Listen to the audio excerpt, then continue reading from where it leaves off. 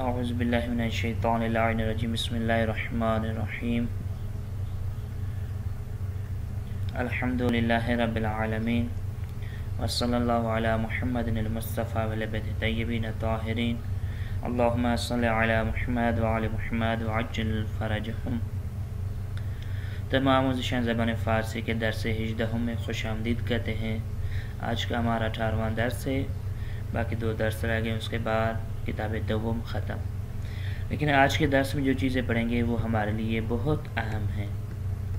ان چیزوں کے نام ضرور یاد کیجیے گا، یہ آپ کو آگے کام آئیں گی، کیونکہ تقریباً انسان کو ان چیزوں کی مشکلات پیش آتی ہے تو پھر انسان پریشان ہوتا ہے۔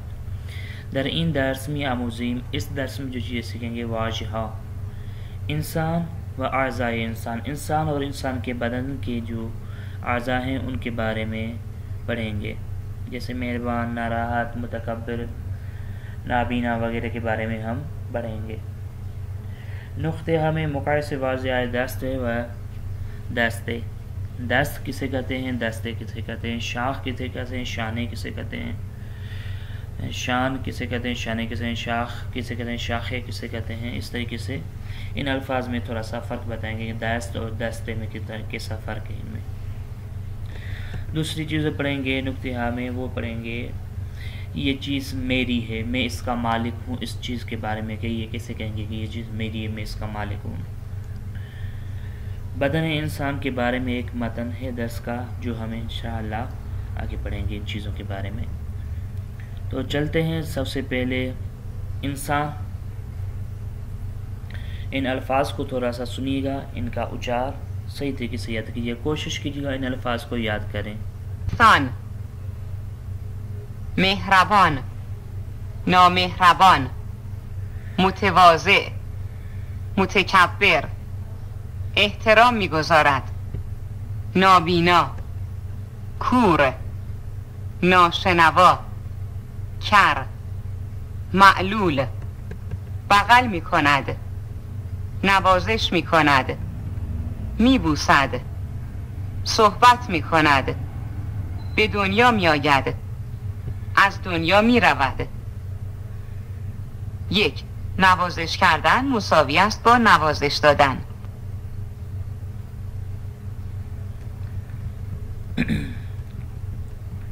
تو آتے ہیں الفاظ کی معنیہ کی طرف۔ انسان تو سب کو معلوم ہے، انسان کو کہتے ہیں مہربان، ان جو رحم دل ہو، نا مہربان جو بے رحم ہو، ظالم، اس کو کہتے ہیں نا مہربان۔ متواضع، متکبر، متکبر جو تکبر کرنے والا ہو، جو متکبر نہ ہو، تکبر نہ کرنے والا ہو، تو کہتے ہیں متواضع۔ احترامی گزارا، دین احترام کرتا ہے۔ نابینا جو آنکھیں نہیں رکھتے ہیں، جو آنکھوں سے نہیں دیکھتا، اس کو کہتے ہیں نابینا یا کور، یہ ہمارے اردو میں بھی لفظ استعمال ہوتے ہیں نابینا۔ ناشنوا یعنی جو کانوں سے نہ سنتا ہو، یا کیر، اس کو کہتے ہیں۔ ان دونوں لفظ، یہ دونوں لفظ جو نہیں سنتے ان کے لیے استعمال۔ معلول یہ ہمارے اردو میں بھی استعمال ہوتا ہے، جو کسی وجہ سے ناقص ہے، اس کو کہتے ہیں معلول۔ بغل میں کند یعنی بغل میں اٹھانا، ماں جو ہے نا اپنے بچوں کو بغل کرتی ہیں، اسے کسی یعنی بغل میں کرنا، ہاتھوں میں اٹھانا۔ نوازش میں کند یعنی پیار، محبت یا نوازش کرنا، جو اس کی معنی ہے۔ می بوسد یعنی چومنا، بوسنا، بوسا دینا۔ صحبت میں کند یعنی بات کرتا ہے، یعنی آپس میں باتیں کرتے ہیں۔ صحبت میں کند یعنی بولنا۔ بے دنیا میں آید یعنی پیدا ہونا، دنیا میں آنا۔ از دنیا میں رواد یعنی دنیا سے جاتا ہے۔ نوازش کردن بھی صحیح ہے، نوازش دادن بھی صحیح ہے، دونوں اس کو پڑھ سکتے ہیں، دونوں کی معنی ایک ہی ہوگی۔ گوش کنید و بخونید، اس کو سنیں اور اس کی معنی بھی کرتے ہیں۔ گوش کنید و بخوانید. 1. مادر نوزادش را بغل می کند و می بوسد. مادر اپنے تازه بچے کو جو ہے نا بغل کرتی ہے اور اس کو چومتی ہیں۔ 2. کودکانتان را نوازش کنید و ببوسید. اپنے چھوٹے بچوں کو نوازش کریں اور ان کو بوسیں، چومیں۔ 3. هر روز در این بیمارستان حدود 20 نوزاد به دنیا می آید. ہر روز اس ہاسپٹل میں تقریباً 20 بچے اس دنیا میں آتے ہیں، پیدا ہوتے ہیں۔ 4. من دیروز به دیدن مادر بزرگم رفتم و با او صحبت کردم. میں کل جو ہے نا اپنے دادی کو، مادر بزرگوں کو دیکھنے گیا اور ان سے بات چیت کی۔ 5. دوستم معلول است. او برای راه رفتن از عصا استفاده می کند. میرا دوست معلول ہے، ناقص ہے، اور وہ جانے کے لیے، راستے سے جانے کے لیے عصا کا استعمال کرتا ہے۔ 6. علی به مرد نابینا کمک کرد و او را به آن طرف خیابان برد. علی نابینا کی مدد کی، جو آنکھوں سے نہیں دیکھتا تھا، اس کی مدد کی اور اس کو راستے کے اس طرف کراس کرا دیا۔ آن طرف یعنی اس طرف، روڈ کے اس طرف یا راستے کے اس طرف اس کو کراس کرا دیا۔ 7. مادر بزرگ سعید 75 سال زندگی کرد. او پارسال از دنیا رفت. سعید کی دادی تقریباً 85 سال زندہ رہیں اور گزشتہ سال کو، پچھلے سال وہ دنیا سے چلی گئی۔ از دنیا رفت یعنی از دنیا سے چلی گئی۔ 8. استادمان گفت روز مادر به دیدن مادرتان بروید و دست ایشان را ببوسید. روز مادر میں نے آپ کو بتایا تھا، حضرت فاطمہ الزہرا کی ولادت کے دن کو یہ روز مادر کہتے ہیں۔ حضرت مولا علی مشکل کشا کی ولادت کے دن کو یہ روز پدر کے نام سے یاد کرتے ہیں، اور یہ اچھی ایک ثقافت ہے، اسلامی ثقافت ہے، کلچر ہے، اس لیے تو روز مادر استاد مان گفت، یعنی استاد نے ہم نے کہا کہ روز مدر ڈے پہ اپنے والدین سے، اپنی ماں سے جا کے ملیں، ان کے ہاتھوں کو بوسا دیں۔ 9. هر روز در جهان هزاران نفر از دنیا می روند و هزاران نفر به دنیا می آیند. ہر روز اس دنیا میں، اس جہاں میں ہزاروں نفر جاتے ہیں اور ہزاروں نفر اس دنیا میں آتے ہیں۔ 10. پدر بزرگم همیشه نوه‌هایش را نوازش می‌کند. او بسیار مهربان است. ہمارا دادا ہمیشہ اپنے جو نویوں کو، نواسوں کو یا پوتوں کو نوازش کرتا ہے، پیار محبت دیتا ہے، اور وہ بہت مہربان ہیں۔ 11. نابینا کسی است که چشمانش نمی بیند و ناشنوا کسی است که گوشهایش نمی شنود. نابینا وہ ہے جس کی آنکھیں کام نہیں کرتی، جو آنکھوں سے نہیں دیکھتا، اور ناشنوا وہ ہے یعنی جس کے کان کام نہیں کرتے، جو کانوں سے نہیں سنتا ہے۔ 12. طلبه‌های این کلاس مهربان و متواضع هستند. آنها به استادهایشان احترام می‌گذارند. طلب ہے in class, in us class کے جو طالب علم ہیں وہ مہربان و متواضع ہیں، یعنی متکبر نہیں ہے، بے رحم نہیں ہے۔ آنہا بھی استادشان احترامی گزارند، اور وہ اپنے استادوں کا احترام بھی کرتے ہیں۔ چلتے ہیں اس کے بعد والے صفحے پر۔ یہاں پہ لطفاً جملے بسازید، ان الفاظ سے آپ کو جملہ بنانا ہے، جیسے یہ لفظ دیے، یہ حتماً بنائیے گا جملہ، کیونکہ اگر ہمارے پاس کتاب کار ہوتا تو کتاب کار پہ ہم کام کرتے تو اس پہ بہتر تھا۔ اگر کسی دوست نے کتاب کار پرنٹ کروا لیا ہے تو وہ مجھے اطلاع دے، تو میں اس کا کتاب کار ان کو حل کراؤں گا، جن کے پاس کتاب کار پرنٹ کیا ہوا ہے۔ تو کتاب کار کی بھی میں 10 ریکارڈنگ کر کے اس کو حل کر کے آپ کے پاس بھیج دوں گا، یا اس کے حل کرنے میں آپ کی مدد کروں گا۔ متکبر، مثال کے طور پر لفظ متکبر دیا، اس سے ایک جملہ بنانا ہے۔ من انسان متکبر را دوست ندارم۔ صحبت، تو اس سے صحبت لفظ دیا ہے۔ پدرم و پدر بزرگم با هم صحبت کردند، یا من و مادرم صحبت کردم۔ مثال کے طور پر سے کسی باقیوں سے آپ کو جملہ بنانا ہے۔ میبوسم، نوازش، نابینا، احترام، به دنیا آمدن، از دنیا رفتن۔ بوسیدن فعل ہے، اس کا امر ہوگا ببوس، ببوسید۔ بوسیدن کا فعل مضارع ہوگا میبوسم، میبوسی، میبوسد، میبوسی، میبوسید، میبوسند۔ احترام گذاشتن کا فعل مضارع ہوگا احترامی گزارم، احترامی گزاری، احترامی گزارد، احترامی گزارید، احترامی گزارید، احترامی گزارند۔ شنیدن کا فعل مضارع می شنوم، می شنوی، می شنود، می شنوی، می شنوید، می شنوند۔ ان کے فعل مضارع لکھیے گا نام مصدر کا، جسے بوسیدن کا اس نے دے دیا فعل امر، تو بوسیدن مصدر لکھیں، اس کی فعل ماضی، مضارع اور امر لکھیں، یہ تینوں ضرور لکھیے گا حتماً۔ آگے فعل کس طریقے سے لکھیں، فعل ماضی، مضارع، امر، یہ حتماً لکھیے، پیچھے ہم پڑھ کے آئے تھے۔ چلتے ہیں اگلے صفحے پہ، اعضائے خانواد، اعضائے بدن۔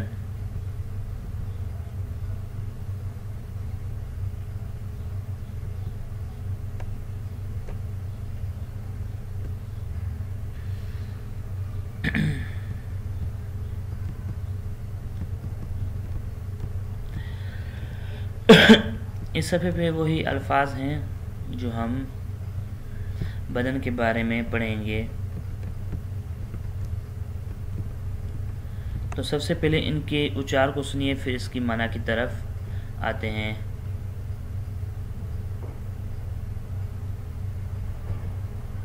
صفحه 222.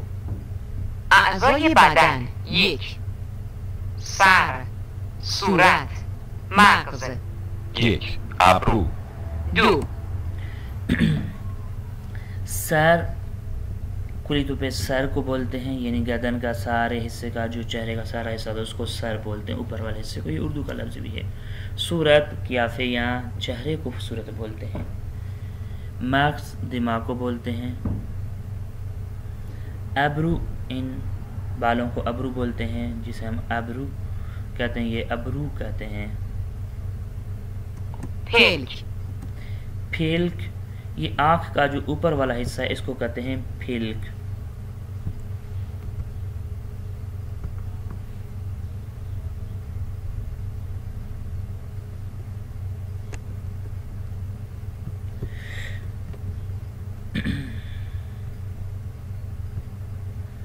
سه.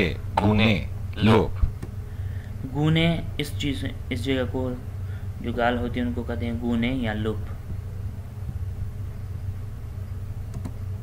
4. سبیل. سبیل مونچھ کو سبیل کہتے ہیں، جو مونچھیں ہوتی ہیں، بڑی بڑی مونچھ رکھتے ہیں بندے، ان کو کہتے ہیں سبیل۔ 5. چانه. چانے کہتے ہیں اس جگہ کو، کونے کو جیسے یہ ہوتی ہے، اب میں نام اس کا بھول گیا ہوں۔ 1. منہ. منہ کہتے ہیں بالوں کو۔ 2. پیشانی. پیشانی یہ ہے۔ 3. چشم. 4. مژه. 5. گوش. 6. بینی. یہ الفاظ وہی ہے جو ہم کتاب اول میں پڑھ کے ہیں، منہ، پیشانی، چشم، موجے، پلکیں، گوش، کان، بینی، ناک یا دماغ بھی کہتے ہیں ناک کو، گوش کہتے ہیں کان کو، ریش داڑھی، گردن کہتے ہیں اس جگہ گردن کو۔ یہ الفاظ تقریباً اردو میں بھی ہیں اور ہم پیچھے پڑھ کے بھی آئے تھے۔ دماغ. 7. ریش. 8. گردن. لثه. دندان. زبان. لب. دهان. چانه. یہاں پہ آتے ہیں لثے، اوپر والیوں کو کہتے ہیں، دو گوشت ہوتا ہے دانتوں کے اوپر، اس کو دندان، دانت کو، زبان یہ بات ہم نے پڑھی ہے، لب ہم کو پتہ ہے، ہونٹوں کو کہتے ہیں، دہان یہاں پہ لفظ نیو ہے، یہ کلی طور پہ جو منہ کے اندر کی فضا ہوتی ہے اس کو کہتے ہیں دہان۔ چھانے تو ابھی ہم نے یہ پڑھا۔ تو چلتے ہیں آگے۔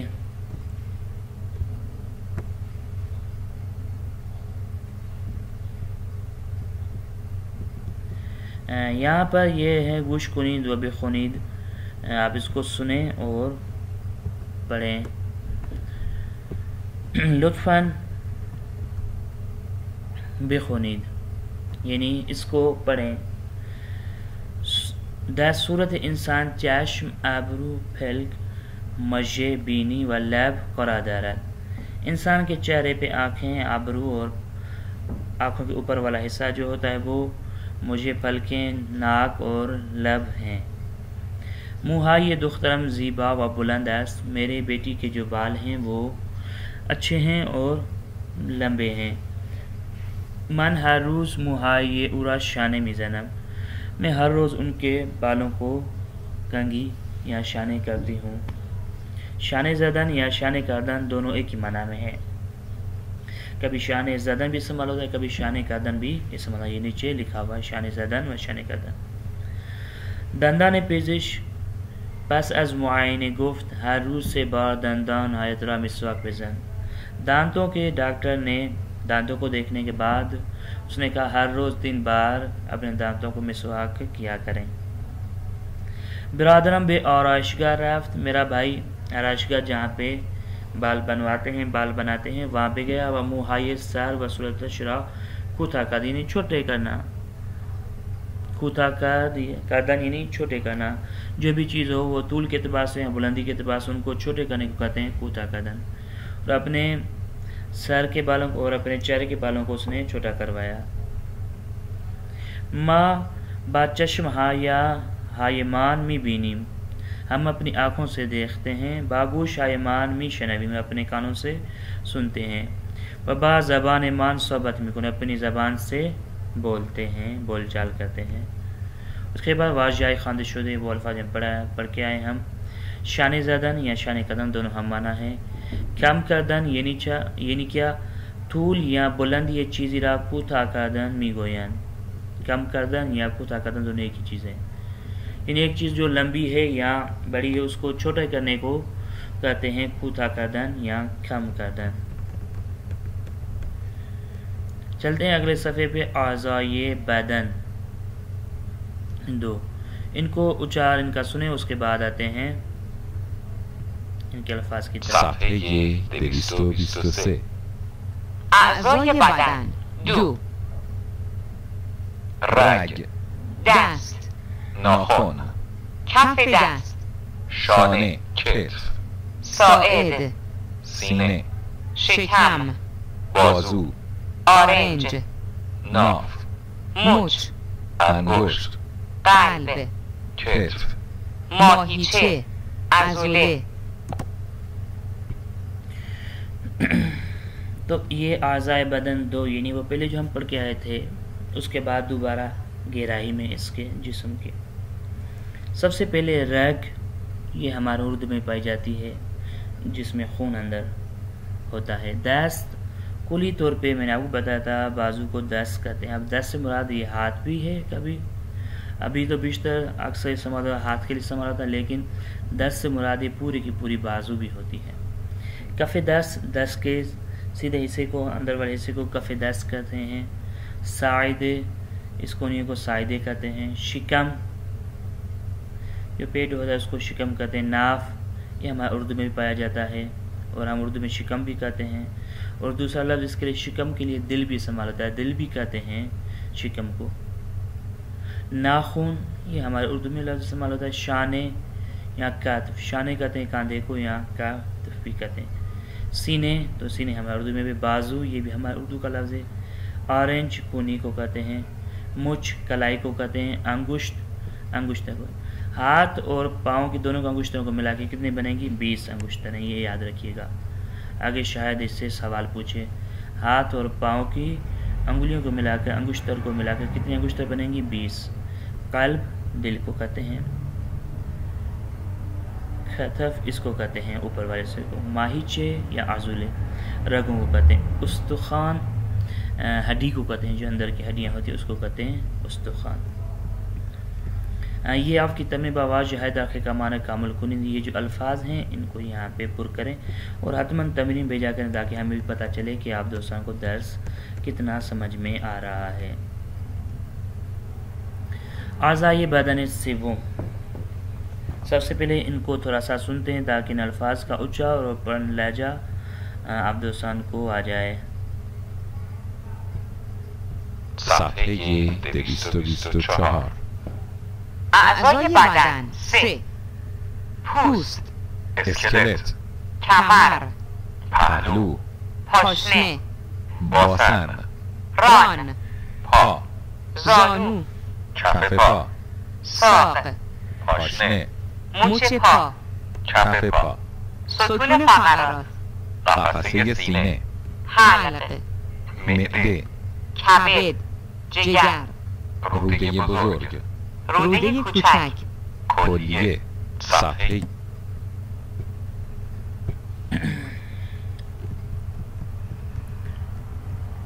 اعضائے بدن سے، یہ تیسری بار بدن کے اعضاء کو اب چھوٹے چھوٹے حصوں کی طرف آ رہے ہیں۔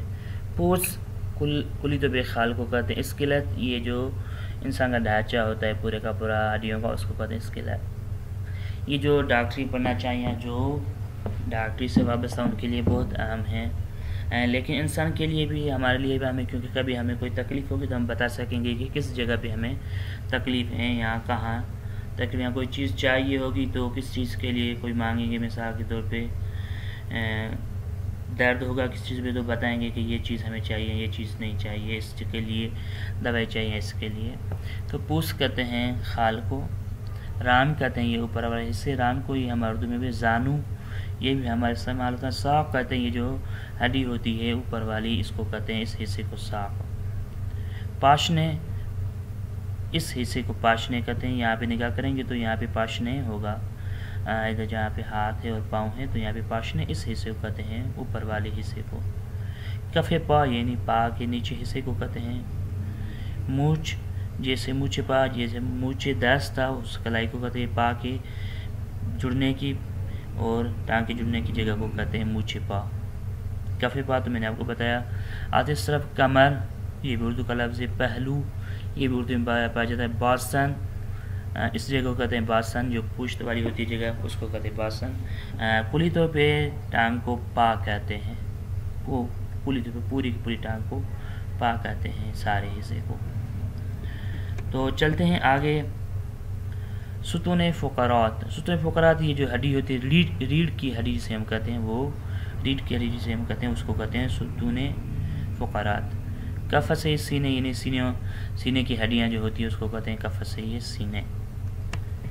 حلق، یہ ہمارے اردو میں بھی ہوتا ہے، حلق کہتے ہیں اس کو۔ معدے، یہ ہمارے اردو میں قبض یا جگر، ہم جگر استعمال کرتے ہیں، یہ قبض بھی استعمال کرتے ہیں۔ رود ہے یہ بزرگ، یہ جو پیٹ کے جو ہوتے ہیں نالے اندر بزرگ بڑے نالے ان کو کہتے ہیں، سوری میں نے نالے استعمال کرتے ہیں، اندر جو ہوتے ہیں کیچڑے والے اس کو کہتے ہیں رود بزرگ یا رود کوچک، جو چھوٹی ہوتی ہیں نلیوں کی صورت میں۔ کھلیے، یہ ہمارے پاس بھی ہے کھلی۔